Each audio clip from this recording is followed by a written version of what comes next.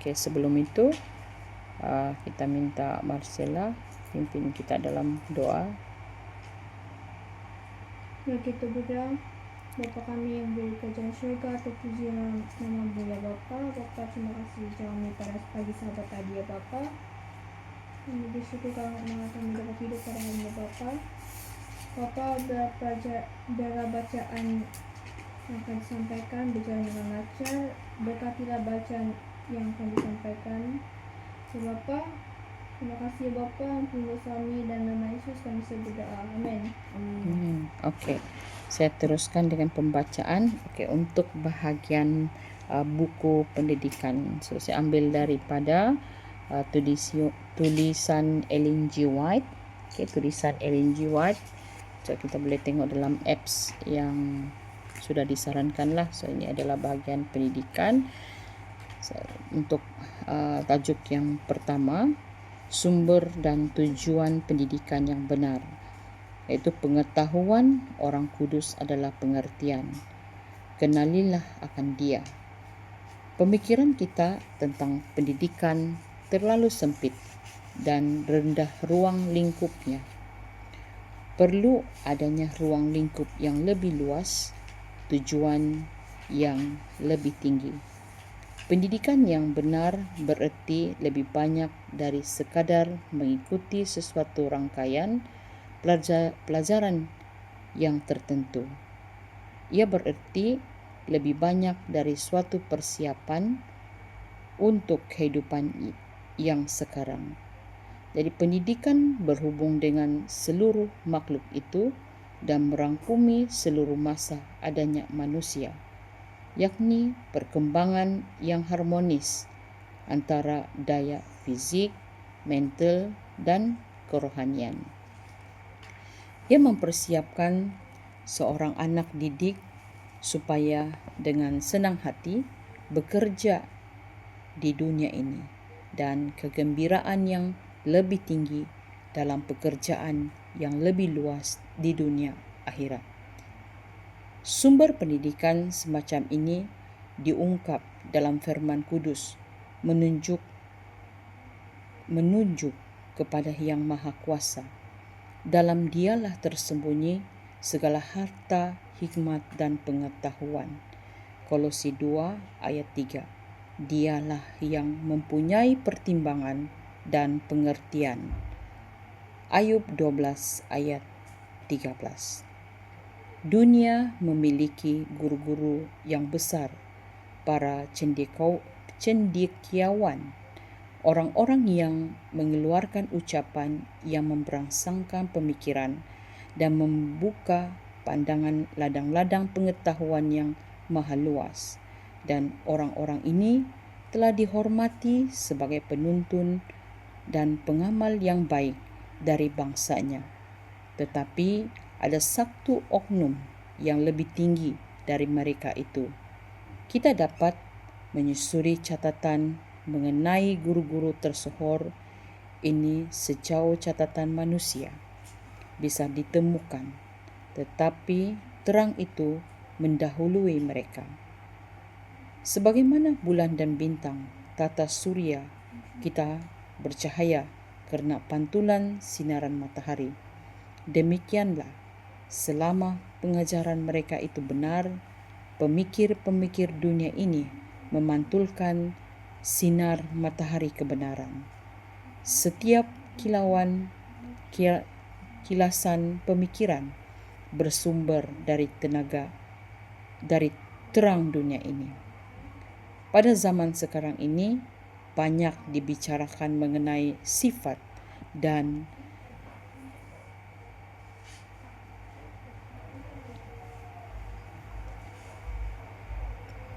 kepentingan, yaitu pendidikan tinggi. Pendidikan tinggi yang sebenarnya ialah apa yang diberikan oleh Dia yang mempunyai pertimbangan dan pengertian. Ayub 12 ayat 13. Dan mulutnya keluarlah pengetahuan dan kepandaian. Amsal 2 ayat 6. Dalam pengetahuan akan Allah, segala pengetahuan yang benar dan perkembangan sebenarnya terdapatlah sumbernya. Kemanapun kita beralih, baik fisik, mental maupun kerohanian, kemanapun kita pandang, selain dari apa yang telah dikotori dosa, pengetahuan itu dinyatakan. Garis penyelidikan apapun yang kita tempuh dengan maksud ikhlas untuk mencari kebenaran, kita ditemukan dengan oknum yang tidak kelihatan, besar kepandingannya yang bekerja dalam dan melalui segala sesuatu. Pikiran manusia dibawa ke dalam persekutuan dengan pemikiran Allah yang fana dengan yang baka. Pengaruh dari persekutuan yang semacam ini pada tubuh, pikiran, dan jiwa tidaklah dapat diperkirakan. Dalam persekutuan ini terdapat pendidikan yang tinggi. Ia merupakan metode perkembangan milik Allah sendiri. Kenalilah Dia dalam Ayub 22 ayat 21 adalah amanatnya kepada umat manusia. Metode yang digaris besarkan dalam kata-kata ini adalah metode yang diikuti dalam pendidikan nenek moyang kita. Tak kala Adam dewasa dalam kemuliaan tanpa dosa, berdiri di Taman Firdaus yang suci, Allah yang mengajar dia untuk memahami apa yang terkandung dalam usaha pendidikan. Kita perlu mempertimbangkan baik mengenai sifat manusia maupun maksud Allah mencipta dia. Kita perlu juga mempertimbangkan perubahan dalam keadaan manusia melalui masuknya pengetahuan mengenai hal yang jahat dan rencana Allah untuk tetap menggenapi maksudnya dalam mendidik umat manusia. Ketika Adam lahir, hasil ciptaan tangan Khalik, bentuk baik dan fisik, mental maupun rohani serupa dengan Khaliknya.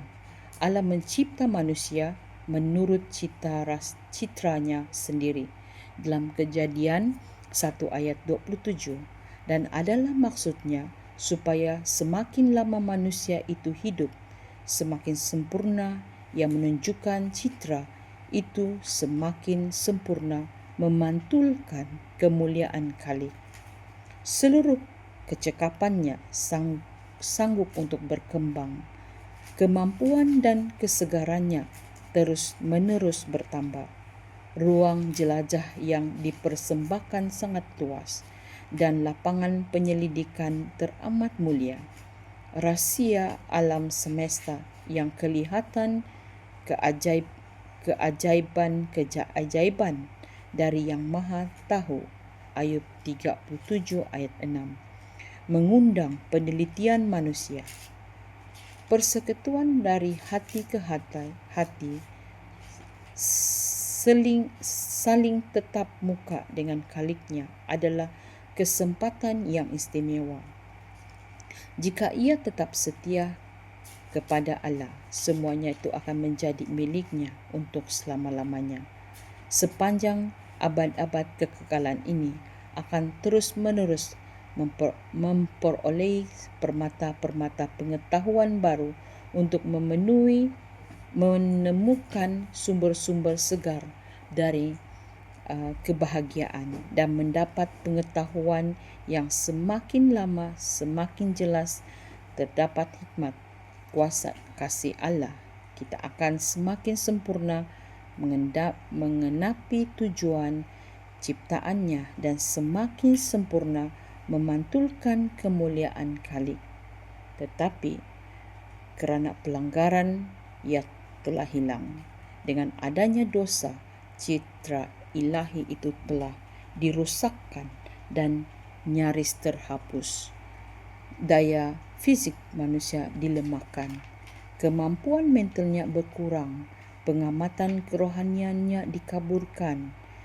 Ia telah menjadi sasaran kematian. Namun demikian, umat manusia tidak dibiarkan tanpa pengharapan.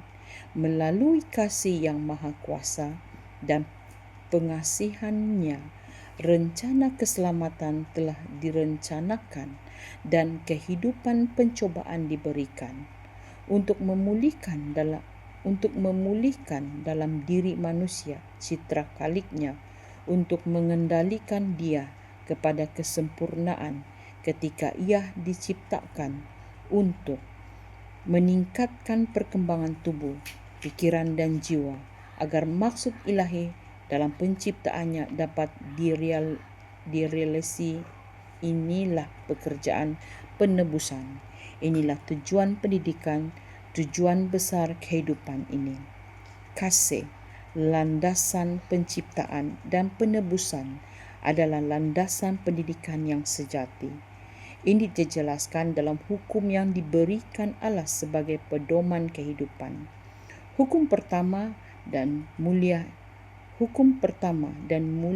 itu ialah kasihilah Tuhan Allahmu dengan segenap hatimu dan dengan segenap jiwamu dan dengan segenap kekuatanmu dan dengan segenap akal budimu. Lukas 10 ayat 27. Mengasihi Dia yang Maha Kuasa dengan seluruh kekuatan, pikiran dan hati bererti perkembangan tertinggi dari setiap daya. Itu bererti bahawa dalam seluruh diri, tubuh, pikiran dan jiwa citra Allah harus dipulihkan. Seperti hukum yang pertama, demikian pula hukum yang kedua, kasihilah sesamamu manusia seperti dirimu sendiri. Matius 22 ayat 39. Hukum kasih menuntut pengabdian tubuh, pikiran dan jiwa demi pelayanan terhadap Allah dan terhadap sesamanya. Dan pelayanan ini sambil menjadikan kita suatu berkat kepada orang lain, membawa berkat yang terbesar kepada diri kita sendiri. Sifat tidak mementingkan diri menggarisbawahi setiap perkembangan yang sejati. Dengan pelayanan yang tidak mementingkan diri, kita menerima budaya tertinggi dari setiap kecerdasan. Semakin lama semakin sempurna kita menjadi orang yang turut mengembali bahagian dari sifat ilahi. Kita layak untuk syurga kerana kita menerima syurga dalam hati kita. Kerana Allah merupakan sumber segala pengetahuan yang benar, maka seperti yang sudah kita lihat, ia merupakan tujuan pertama pendidikan untuk memimpin pikiran kita kepada pengungkapannya sendiri mengenai dirinya. Adam dan Hawa menerima pengetahuan melalui hubungan yang langsung dengan Allah, dan mereka belajar tentang Dia melalui perbuatannya. Segala benda ciptaan dalam bentuk aslinya merupakan ungkapan pikiran Allah. Bagi Adam dan Hawa, alam ini penuh dengan hikmat ilahi.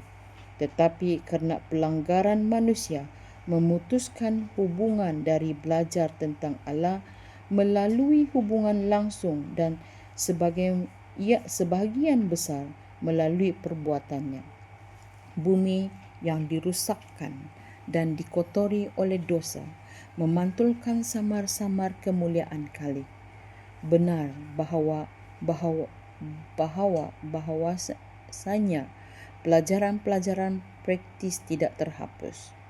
Pada setiap lembaran pekerjaan penciptaannya masih dapat ditelusuri tulisan tangannya. Allah masih tetap berbicara mengenai Khaliknya. Namun ungkapan-ungkapan ini baru sebahagian saja dan tidak sempurna. Dan di dalam keadaan berdosa dan daya yang dilemahkan dan pengamatan yang terbatas, kita tidak sanggup untuk mengadakan tafsiran dengan tepat. Kita memerlukan penyataan yang lebih sempurna mengenai dirinya yang telah diberikan Allah di dalam tulisannya. Kitab suci adalah standard sempurna kebenaran. dan oleh sebab itu haruslah diberikan tempat yang tertinggi dalam pendidikan. Untuk mendapatkan pendidikan yang layak, kita harus menerima pengetahuan tentang Allah, Khalik dan Kristus, penebus itu, sebagaimana dinyatakan dalam kata-kata yang kudus.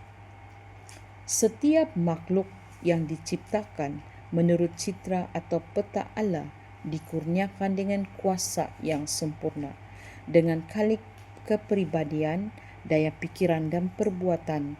Orang-orang yang dalamnya kuasa ini dikembangkan adalah orang yang memikul tanggung jawab, yang menjadi pemimpin berbagai usaha yang mempengaruhi tabiat. Ini adalah pekerjaan pendidikan yang benar untuk memperkembangkan daya itu, untuk mendidik orang mudah menjadi pemikir dan bukan sekadar pemantul pikiran-pikiran orang lain. Gantinya, membatasi penelitian mereka terhadap apa yang dikatakan atau ditulis orang. Biarlah para pelajar dipimpin kepada sumber-sumber kebenaran, kepada lapangan-lapangan luas yang terbuka untuk penelitian dan wahyu. Biarlah mereka merenungkan fakta-fakta besar mengenai kewajiban dan tujuan serta pikiran itu ada melebar dan dikuatkan. Gantinya, orang-orang lemah yang terdidik, lembaga-lembaga pendidikan akan menerbitkan orang-orang yang kuat berfikir dan bertindak, orang-orang yang menjadi tuan dan bukannya budak dari keadaan, orang yang memikirkan pikiran yang luas, jernih dan kebenaran kerana keyakinannya. Pendidikan yang demikian memberikan lebih dari disiplin mental, juga memberikan lebih banyak dari latihan fizik yang memperkuatkan tabiat sehingga kebenaran dan ketulusan tidak dikorbankan bagi keinginan yang mementingkan diri sahaja atau ambisi duniawi. Ia memperkuatkan fikiran menentang kejahatan. Gantinya, suatu nafsu yang hebat yang menjadi kekuatan untuk merusak setiap motif dan keinginan dibawa ke dalam keharmonian kepada azab-azab besar kebenaran. Bila mana kesempurnaan tabiatnya direnung-renungkan, pikiran itu dibaharui dan jiwa dipulihkan kembali ke dalam citra Allah. Pendidikan manakah yang lebih tinggi daripada itu? Adakah yang dapat menyamai nilainya? Untuk gantinya tidak dapat diberikan emas murni dan harganya tidak dapat ditimbang dengan perak. Ia tidak dapat dinilai dengan emas Ophir ataupun dengan permata karisopra yang mahal atau dengan permata lazurit tidak dapat diimbangi oleh emas atau kaca ataupun ditukar dengan permata dari emas tua. Baik gawang, baik hal blue tidak terhitung lagi. Memiliki hikmat adalah lebih baik daripada mutiara. Dalam Ayub 22 ayat 15 hingga 18. Cita-cita Allah bagi anak-anaknya adalah suatu yang lebih tinggi daripada apa yang dipikirkan, yang tertulis, yang mungkin dapat diraihkan manusia.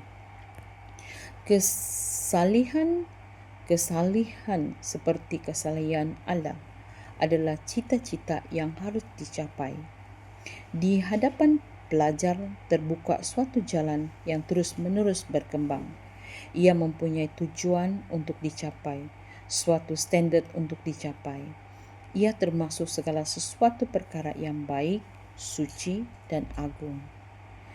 Ia akan maju secepat dan sejauh-jauhnya dalam setiap cabang pendidikan yang benar.